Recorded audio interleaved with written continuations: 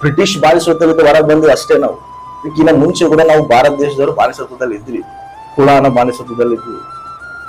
ಹೌದು, ಭಯಂಕರವಾದ ಕುಲ ವ್ಯವಸ್ಥೆ ನಮ್ಮ ಭಾರತ ದೇಶದಲ್ಲಿ ಇತ್ತು. ಬಲಹೀನ ವರ್ಗದವ್ರನ್ನ ತೃಣೀಕರಿಸ್ತಿದ್ರು, ಅವ್ರನ್ನ ತೀರವಾಗಿ ನೋಡ್ತಿದ್ರು, ಅವ್ರ ಹತ್ರ ಕೂಡ ಕರ್ಕೊಂತಿದ್ದಿಲ್ಲ. ಅಂದ್ರೆ ಇನ್ನ ನಾವು ಬಾನಿಸತ್ವದಲ್ಲೇ ನಾವು ಜೀವಿಸ್ತಿದ್ವಿ. ನಾವ್ 79 ವರ್ಷ ಆಗತ್ತೆ ಅಂತ ಹೇಳಿ ಇವಾಗ ಸ್ವಾತಂತ್ರ್ಯ ದಿನಾಚರಣೆ ಮಾಡ್ಕೊಂತಿದ್ವಿ, ದೇಶ ಎಲ್ಲ ಮಾಡ್ಕೊಳಕತ್ತೈತೆ.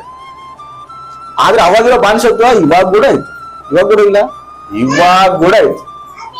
ನೀನ್ ಎಲ್ಲಿಗೆ ಹೋಗು, ಈ ಕುಲ ಅನ್ನೋದು ಪ್ರತಿಯೊಬ್ಬರಿಗೆ ಐತೆ. ನೀನ್ ರಾಜಕೀಯ ವ್ಯಕ್ತಿಗಳಿಗೂ ನೋಡು ಕೂಡ ಅವ್ರಿಗೆ ಕೂಡ ಅದೈತೆ.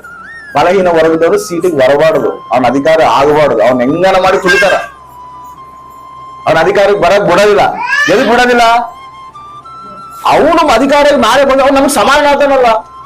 ನಾವು ಮೇಲ ವರ್ಗದಲ್ಲಿ ಇರೋರು, ಇವನು ಬಲಹೀನ ವರ್ಗದಲ್ಲಿ ಇವನು ಬಂದು ರಾಜ್ಯನ ಆಳಿದ್ರೆ ನಾವು ಇವನಿಗೆ ಹೋಗ್ಬಡ್ಬೇಕಲ್ಲ, ನಾವು ಇವನಿಗೆ ತಲೆ ಬಾಗ್ಬೇಕಲ್ಲ. ಅದಕ್ಕೆ ಏನ್ ಮಾಡ್ತಾರೆ ಹೇಳ, ತುಳಿತಾರ. ಎಲ್ಲೈತೆ ಸ್ವಾತಂತ್ರ್ಯ? ಎಲ್ಲೈತೆ ಸ್ವಾತಂತ್ರ್ಯ? ಎಲ್ಲಿ ಬಂದ ಸ್ವಾತಂತ್ರ್ಯ?